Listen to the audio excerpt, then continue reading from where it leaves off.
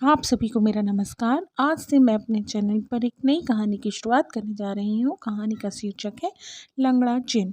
यह कहानी 3 भागों में आएगी। पहले भाग की शुरुआत करने से पहले आप लोगों से मेरी प्रार्थना है कि प्लीज़ मेरे चैनल को शेयर एंड सब्सक्राइब करें प्लीज़। तो चलिए शुरू करते हैं आज की कहानी। भाग 1 लंगड़ा जिन। बादल पूरी शक्ति से गरजे, बिजली कड़की और फिर एकदम मूसलाधार वर्षा आरंभ हो गई।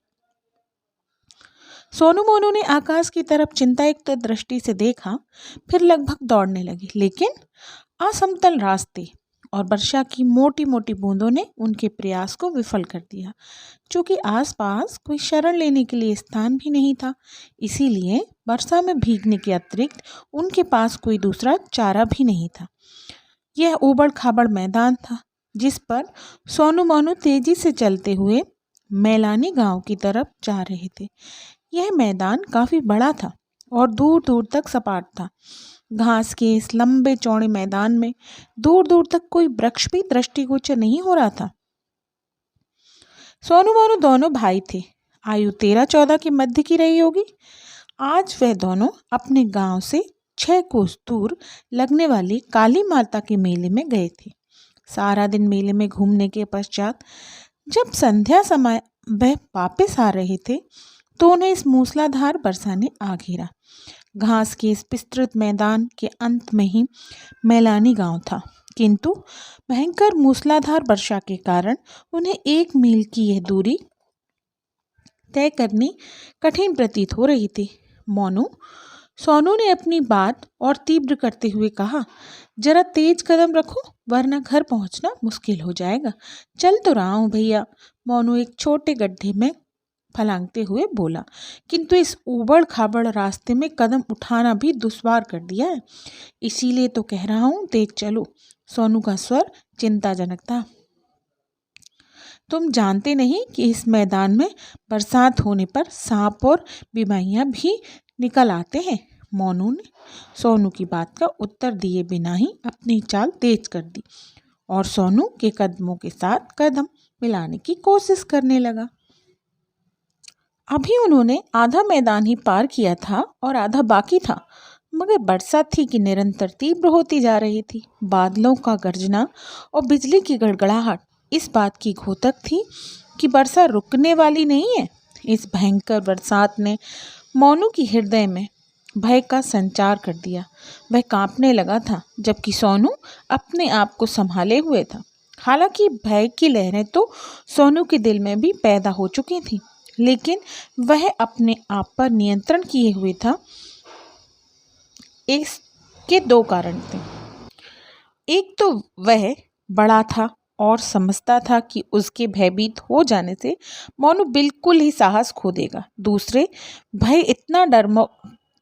इतना डरपोक भी नहीं था कि मात्र वर्षा से ही भयभीत होकर बैठ जाए। इधर वर्षा के साथ साथ अंधेरा भी घिरने जा रहा था और उस अंधेरे को काले घने बादलों ने और भी गहरा कर दिया था। सोनू समझ रहा था कि अभी कुछ ही देर में यह अंधेरा इतना घना हो जाएगा कि हाथ को हाथ दिखाई नहीं देगा। इसीलिए वह शीघ्र से ही शीघ्र घर पहुंचना चाहता था, लेकिन मोनू की धीमी रफ्तार के कारण उसे भी धीमे धीमे कदम उठाने पड़ रहे थे। पानी से वह दोनों ही बुरी तरह से सराबोर हो चुके थे, परंतु उन्हें भीगने की इतनी चिंता ना थी जितनी कि घर पहुंचने की थी। और फिर राम राम करते सोनू मोनू ने यह विस्तृत मैदान पार कर लिया। अब उनके सामने बड़े बड़े पेड़ों वाला जंगल आ चुका।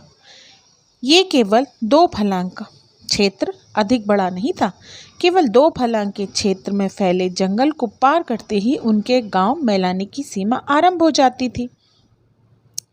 जंगल के समीप पहुंचते ही मोनू ठिठक कर रुक गया। क्या हुआ सोनू?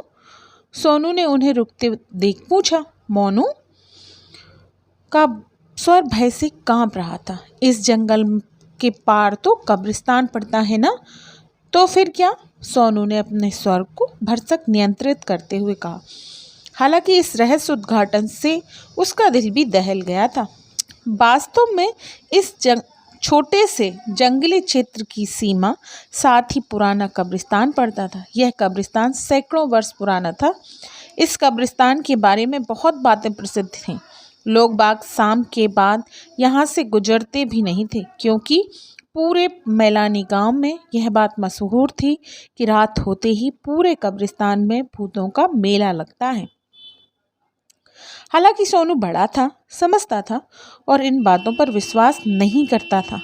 वह समझता था कि यह सब अंधविश्वास भरी बातें हैं जो पुराने समय के लोग चलाए हुए हैं, छल प्रपंच हैं। वास्तव में भूत प्रेत नाम की चीज दुनिया में कोई होती ही नहीं, लेकिन कुछ तो सैकड़ों वर्ष पुराना अंधविश्वास, कुछ उम्र का छोटापन, यही दो कारण थे कि सोनू का दिल भी धड़कने लगा। फिर मोनू का तो कहना ही क्या, उसका डर के मारे बुरा हाल था। चेहरा पीला पड़ चुका था और शरीर रह रहकर कांपने लगा। चूंकि रात का समय था, फिर जंगल से गांव तक पहुंचने के लिए उस कब्रिस्तान से होकर जाए बिना कोई दूसरा रास्ता भी नहीं था। अगर वो चाहते तो दूसरा रास्ता पकड़ने के लिए उन्हें कम से कम 5 मील का लंबा चक्कर काटना पड़ता, और इस मूसलाधार वर्षा में जंगल का रास्ता उस भूतों वाले कब्रिस्तान से कहीं अधिक खतरनाक था। क्या करें और क्या ना करें, सोनू कुछ क्षण इसी ऊहापोह में रहा। फिर उसे एकदम अपने कर्तव्य का ध्यान आया कि अगर वह स्वयं ही इस प्रकार की हिम्मत छोड़ देगा तो मोनू को कौन संभालेगा। इस बात का विचार करते ही वह मोनू से बोला, क्या तुम डर रहे हो मोनू? भैया, मोनू हकलाते हुए बोला, कब्रिस्तान में तो भूत होते हैं ना। अरे मोनू, सोनू ने धीरे से हंसते हुए कहा, यह सब मन का वहम है। इस दुनिया में कोई भूत नहीं होते। होते हैं भैया, मोनू ने दृढ़ स्वर में कहा। क्या तुम्हें याद नहीं, पिछले साल गांव का गंगुआ नाई भी इसी तरह रात को कब्रिस्तान पहुंच गया था, तो उसे भूतों ने मार डाला था। एक क्षण के लिए मोनू की इस बात का सोनू कोई उत्तर नहीं देता, क्योंकि वास्तव में गंगुआ नाई इस कब्रिस्तान में मृत पाया गया और सारे गांव में यह बात फैल गई थी कि उसे भूतों ने मार डाला। लेकिन सोनू समझता था कि गंगुआ नाई सिर्फ दहशत की वजह से मारा गया, और अगर इस समय सोनू का साहस ना बंधाया गया तो उसका हाल भी गंगुआ नाई की तरह हो सकता है। इसीलिए वह दृढ़ स्वर से मोनू की बात का विरोध करते हुए बोला, नहीं मोनू, गंगुआ नाई तो शेर खा गया था। भला भूत प्रेत उसे कैसे मार सकते हैं, जबकि उनका संसार का कोई अस्तित्व ही नहीं है। मोनू ने सोनू की बात का उत्तर तो कोई नहीं दिया, फिर भी उसके चेहरे के भावों को देखकर यह स्पष्ट हो गया कि उसे मोनू की बात पर विश्वास नहीं हो रहा है। सोनू ने जब उसे चुपचाप देखा तो अपने स्वर को और भी प्रभावशील बनाते हुए कहा, मोनू, तुम व्यर्थ ही भयभीत हो रहे हो। जल्दी जल्दी चलो, हमें घर भी पहुंचना है। सब लोग चिंतित होंगे, और जब मैं तुम्हारे साथ हूँ तो तुम्हें डर कैसा। सोनू की इस बात का मोनू पर काफी प्रभाव पड़ा और उसके भीतर साहस का संचार होने लगा, और फिर वह दोनों मजबूती से कदम आगे बढ़ाने लगे। शीघ्र ही जंगल समाप्त हो गया और उन सामने दूर तक फैली कब्रिस्तान की कब्रों के बड़े बड़े साए दिखाई देने लगे। उस कब्रिस्तान के पीछे ही उनका गांव था, जहां से किसी मकान में जलती हुई लालटेन की टिमटिमाती हुई रोशनी दिखाई देने लगी। उस रोशनी से उनके भीतर का साहस और भी बढ़ गया, और फिर कुछ ही क्षणोपरांत वह कब्रिस्तान में प्रविष्ट हो गए। अब उन दोनों का दिल बहुत जोरों से धड़कने लगा। शरीर की लर्जन बढ़ चुकी थी, जिसके कारण पांव भी ठीक से न चल पड़ रहे थे। मन ही मन दोनों भगवान से प्रार्थना कर रहे थे कि किसी प्रकार से साकुशल अपने घर पहुंच जाएं। तभी जबकि अभी वे आधा ही कब्रिस्तान पार कर पाए थे, एकदम से ठिठक कर रुक गए। उनके ठिठकने का कारण वह हल्की हल्की सी संगीत की ध्वनि थी जो उनके अपने चारों तरफ सुनाई देने लगी। सोनू मानू का चेहरा धुआं हो गया, आंखों से दहशत झांकने लगी और सारे शरीर से पसीना छूट निकला। यह दोनों एक दूसरे को पूर्ण दृष्टि से देखने लगे, मानो एक दूसरे से इस संगीत ध्वनि का कारण जानना चाहते हो, लेकिन इसका उत्तर उन दोनों में से किसी के पास नहीं था। और फिर जल्द ही वह संगीत ध्वनि तीव्र हो गई और ऐसा महसूस होने लगा मानो यह आवाज़ जमीन कण कण में से आ रही हो। फिर जहाँ वह दोनों खड़े थे वहाँ धीमा धीमा प्रकाश फैलने लगा। न जाने भी प्रकाश की किरणें कहाँ से फूट रही थी, जिनसे आसपास का सारा क्षेत्र प्रकाशमान हो गया। सोनू मोनू का भय की अधिकता से बुरा हाल हो चुका था। उनकी समझ में नहीं आ रहा था कि यह चक्कर क्या है, यह संगीत ध्वनि कैसी, कहाँ से उभर रही है, यह प्रकाश कैसा और कहाँ से फूट रहा है। उनकी समझ में कुछ भी नहीं आ रहा था। और फिर इस प्रकार उन्हें जो दृश्य दिखाई दिया वह काफी भयानक था। मोनू इस दृश्य को बर्दाश्त न कर सका और अपने गले से तेज चीख निकालता हुआ लहराकर बेहोश होकर नीचे गिर गया। अलबत्ता सोनू पिट पिट आंखें फाड़े उस दृश्य को देख रहा था। प्रकाश के कारण प्रकाशमान हो चुके उस क्षेत्र में सोनू को बहुत सी परछाइयां नजर आ रही थी। हाँ, वे परछाइयां जैसी भी थीं, सभी के शरीर पारदर्शक थे, बिल्कुल ऐसे जैसे उनके शरीर हाड़ मांस के ना होकर शीशे के बने हो। वे सब नाच रहे थे एक घेरा बनाकर, और उनके बीच एक अलाव जल रहा था। इसके इर्द गिर्द वे सब नाच रहे थे। संगीत की ध्वनि वहीं से उत्पन्न हो रही थी। नाचते नाचते वह सब कुछ गा रहे थे, कोई अजीब सा गीत गुनगुना रहे थे, ऐसा गीत जो कि समझ में नहीं आ रहा था। और फिर उनके नृत्य और गीत की काफ़ी तेजी आ गई। वे सब के सब तेजी से उछलने कूदने लगे थे। अब सोनू को उनका गीत स्पष्ट सुनाई देने लगा था। वे गा रहे थे, हम भूत हैं, हम भूत हैं, अतृप्त इच्छाएं लिए बरसों से भटकते हुए जुल्मों व अन्याय के शिकार बने, हम भूत हैं, हम भूत हैं, हम भूत हैं।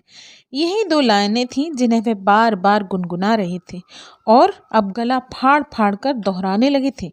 सोनू पर इस दृश्य की भयानकता धीरे धीरे हावी होती जा रही थी, लेकिन ऐसी नहीं थी कि वह मोनू की तरह बेहोश होकर गिर जाता। अलबत्ता वह कांपते हुए बैठ गया और उस दृश्य को गौर से देखने लगा। अलाव के इर्द गिर्द नाचने वाली परछाइयां, जो कि स्त्रियों की सी थीं, पुरुषों की भी थीं, उससे बेखबर अपने नृत्य व गायन में व्यस्त थे। या तो उन्होंने सोनू मोनू को देखा नहीं था या फिर देखकर भी अनदेखा कर दिया था। धीरे धीरे उनका वो गीत भयंकर शोर में बदल गया, ऐसा भयंकर शोर कि कानों के पर्दे फट जाएं। हालांकि वह शोर बहुत तेज था और बहुत संभव था कि शोर की ये आवाज़ें गांव तक भी पहुंच जाती, लेकिन तेज मूसलाधार वर्षा अब काफ़ी धीमी हो गई थी, किंतु बादलों की गड़गड़ाहट और बिजली की कड़कड़ाहट उसी तेजी से साथ गूंज रही थी। इसीलिए उनका शोर काफ़ी सीमा तक दब गया था। चूंकि सोनू उनके काफ़ी निकट बैठा हुआ था, इसीलिए उसे ये आवाज़ें स्पष्ट और पूरी तरह से सुनाई दे रही थीं। और फिर अचानक उन भूतों का नृत्य और गीत एकदम से बंद हो गया, बिल्कुल उसी तरह जैसे किसी मशीन का स्विच ऑफ कर दिया गया। और इस बार जो दृश्य सोनू को दिखाई दिया वह और भी दिल दहला देने वाला था। वह नाचने वाली स्त्री पुरुषों की आकृतियां भी भयभीत नजर आने लगी। उन आकृतियों को देखकर अब यह अनुमान स्पष्ट रूप से लगाया जा सकता था कि उनके बीच कोई ऐसी हस्ती आ चुकी है जिससे वे काफी आतंकित रहते। और फिर सोनू ने भी उस भयानक हस्ती को साफ तौर से देखा। वह भी इन्हीं आकृतियों जैसा ही एक भूत था, लेकिन इन सब से लंबा व भयानक। उसका चेहरा बिल्कुल हड्डियों के ढांचे का सा था।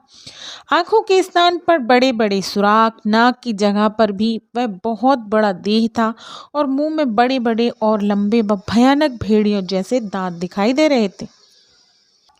इस भयानक भूत ने एक हाथ में काफी लंबी चमकती तलवार पकड़ी हुई थी और दूसरे हाथ में उसने अपनी बगल के नीचे बैसाखी दबा के रखी थी। जी हाँ, वह भयानक भूत लंगड़ा था। उसकी एक टांग कटी हुई थी घुटने से। वह लंगड़ा भूत कुछ क्षण तो अपने इर्द गिर्द खड़ी परछाइयों को देखता रहा, फिर एकदम से गरजा, रुक क्यों गए? गाओ, नाचो। उफ! उस लंगड़े भूत की आवाज़ कितनी भयानक थी। ऐसा ही महसूस होता मानो कोई व्यक्ति बहुत सी हड्डियों को बजा रहा हो। सोनू उसकी भयानक आवाज़ सुनकर दहल उठा। उधर उन परछाइयों ने लंगड़े भूत की बात सुनकर जोशीले करतल हर्ष ध्वनि का नारा लगाया, बोलो लंगड़े जिन की जय। लंगड़ा जिन जिंदाबाद, लंगड़ा जिन जिंदाबाद के नारे से पूरा क्षेत्र गुंजायमान हो गया। और फिर वैसा परछाइयां एक प्रकार फिर वही पुराने भयंकर नृत्य और गाने गाने में जुट गई। यह सब काफ़ी देर तक चलता रहा और सोनू देखता रहा। फिर कुछ देर बाद वह सब परछाइयाँ रुक गईं और लंगड़े जिन के सामने नतमस्तक होकर बोली, हमारे लंगड़े जिन के सामने हमारा एक सवाल है। क्या सवाल है? लंगड़े जिन ने गरज कर पूछा। हम सब भूखे हैं, हमें मांस चाहिए, हमें खून चाहिए। मिलेगा और ज़रूर मिलेगा। लंगड़े जिन ने सबको तलवार उठाकर शांत रहने का संकेत करते हुए कहा, आज हमारे देवता शैतान ने हमारे लिए 2 शिकार भेजे हैं। नर्म नर्म और गर्म खून के 2 बच्चे। कहाँ हैं, कहाँ हैं?